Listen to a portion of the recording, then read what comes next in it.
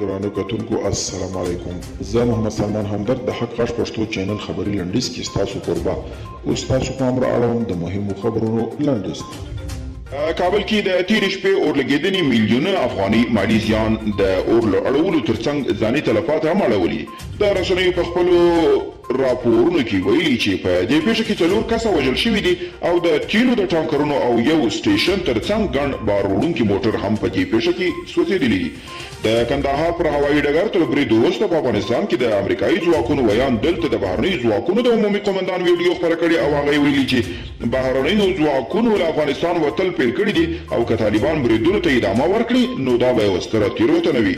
د افغان سولې لپاره د امریکا د بهرنیو چارو وزارت ځانګړی استازي په لوګر کې وروستی موټر بم برید په کلکو ټکو غندلی دی. هغه په یوه ټویټر پیغامونو کې ویلي چې دا یو بې معنا برید غیر انساني کړنه او وحشتناک عمل و او د وین د مذاکراتو په درېیم پړاو کې د ایراني لوري مرکچانو له رسنیو سره په خبرو کې ویلي سره له دې چې مذاکراتو بهیر ټکنی دي خو پرمختګونه پکې شته.